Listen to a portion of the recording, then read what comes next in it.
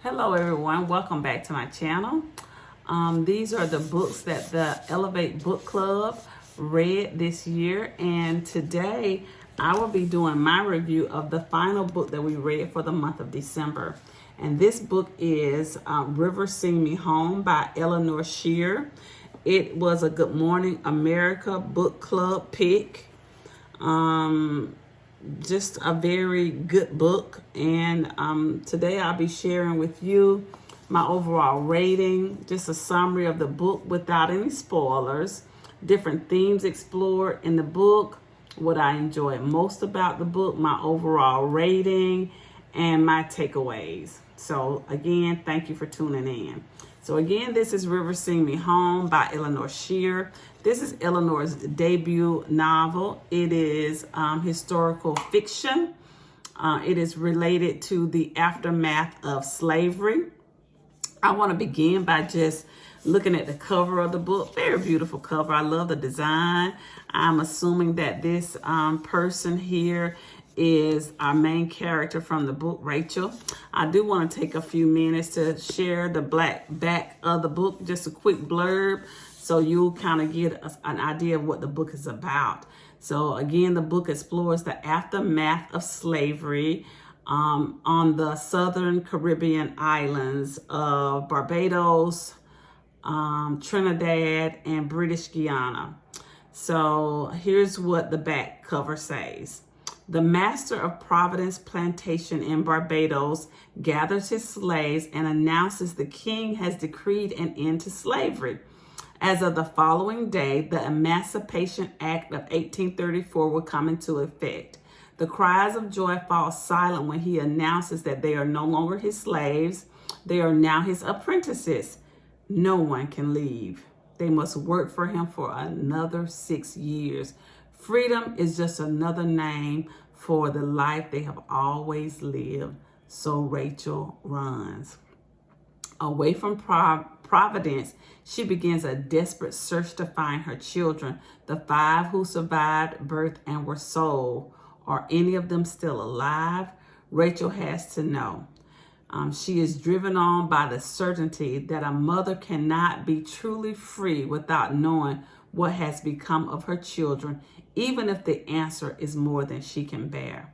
These are the stories of Mary Grace, Micah, Thomas Augustus, Cherry Jane, and Mercy. So this leads me to just share with you some of the themes of the book. One of the biggest themes in my opinion, was just a mother's love and a mother's dedication. As I read to you, Rachel was willing to go through any lengths to find out what happened to her children. So the book shares her dedication, her courage, just her intuition and her perseverance to not give up the quest in finding her children. The book also explores just a story of healing and grief and what the impact of slavery on the family when people are considered property, and the master can just disrupt families by taking children once they reach a certain age and selling them or moving them to the master's house, or just really to do whatever he chose to do with them because they were his property. That really had a great impact on the family. So we see Rachel goes through grief, a healing process, as she finds her children and finds out what has happened to her 5 living children. The book also explores freedom and what freedom means for different people, because Rachel runs, she leaves the plantation, she escapes after she's no longer a slave but now an apprentice. So she escapes, so she has a level of freedom, but she says in the book that freedom for her was being able to search for her children. And I looked up the word freedom. Freedom means the power or right to act, to speak, to think as one wants without hindrance or restraint.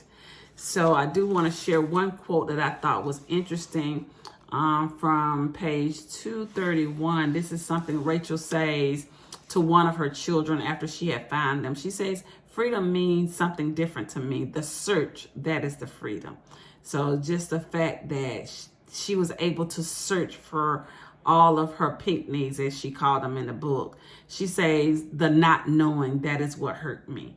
So she wanted to know what happened to her children. So another thing that I really enjoyed about the book was I love that the author included a little blurb that I'm going to share with you to just kind of set the context. I also like that she also included a map.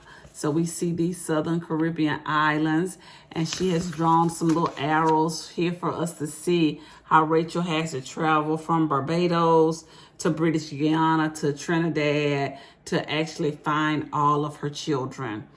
Back to the blurb I wanted to share. The author says, my aim in writing this novel was to bring life to a story about the Caribbean in the aftermath of slavery, a place and time that is not always well known or well understood. Doing this history justice was incredibly important to me, especially given my family ties to the Caribbean. And I'm going to post a picture of Eleanor, and you can see that she is of mixed race descent. She says, to make this story as accurate as possible, I have chosen to use terms such as mulatto and Negro that are offensive to many people today, myself included. There are also characters who express deeply racist views, which were widespread at the time. I do not use these terms or write these characters to condone them, but I want readers to be clear-eyed about the extent of the brutality and the oppression that enslaved people face. As we excavate history through fiction, we can confront the injustices of our past as a way to shed light on our present and work toward a more equitable future. So I like that she included that little blurb. Also, in the very back of the book, I encourage you to read that. I actually went and read it first. It kind of helped me. So I don't know if you all do that. Sometimes I just go and see how the book is divided, see if there's sections, see how the chapters are outlined. And I came across the very back with the author's notes. And in these notes, she just talks about, her grandparents, how they migrated from the Caribbean to the UK. So I thought that gave some good context as well.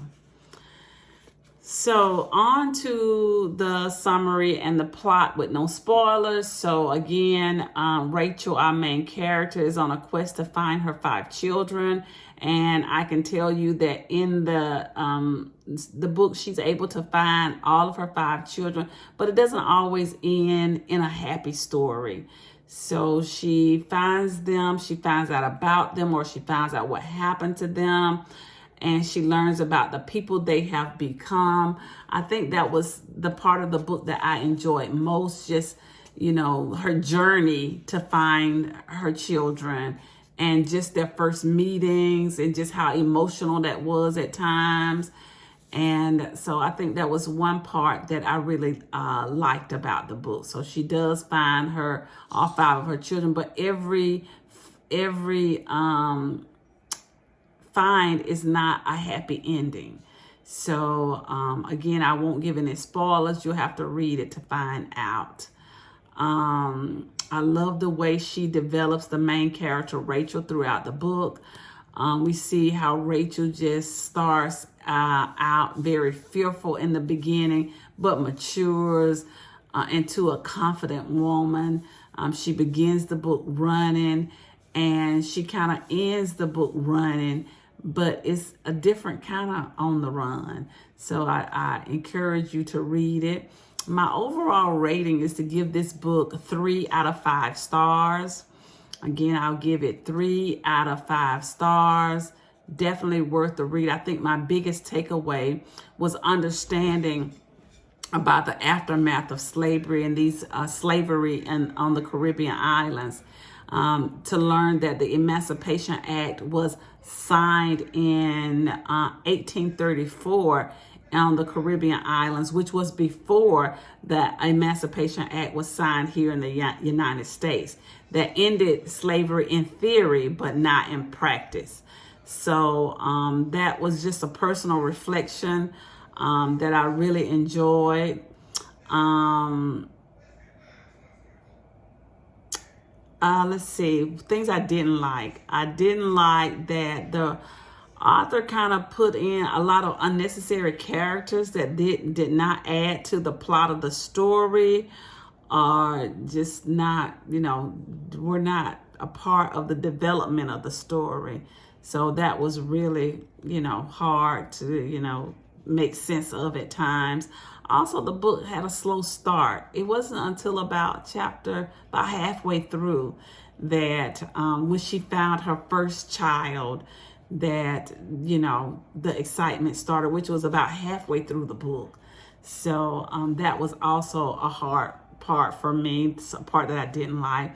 Also, the circumstances by which she finds her children oftentimes was not realistic. Like, she happened to see them, and she knew that was her child. So just the circumstances were at times not realistic. So that was another part that I really didn't like about the book. But overall, I really enjoyed the book. Again, just the whole educational lens to look deeper and understand the aftermath of slavery in these Caribbean islands. Like, I always knew about the transatlantic slave trade, and I knew that that there were plantations on these islands, but just had not thought about, their story. I knew about the story here in America, in the United States, but not about the story on the those Caribbean islands and their struggle for freedom. Let's see. So in conclusion, I really liked the book. I encourage you to read it. I do want to share some of the little recommendations. It says, and these are some that I'm reading that I highlighted at the beginning of the book that I agreed with after I read the book. This one says, a powerful novel that explores how freedom and family are truly defined. Another one says, a testament to how hard a mother will fight for her kids. And another one says, an incredible debut novel about the power of a mother's love. I highly recommend. And the last one I want to share says, an extraordinary and gripping debut. Rachel's love for her children resonates through each page as she fights for her freedom and theirs. A must read. So, again, that was my takeaway. I highly recommend this book. Again, I'll give it 3 out of 5 stars. And if you have read the book, let me know in the comments, what were your takeaways? What were your thoughts about each of her children when she finds them? Did you think it was realistic? Just give me your thoughts in the comments below, how you rate the book, what you thought about it. So again, thank you for watching, and I'll see you in the next chapter, in the next book. Thank you.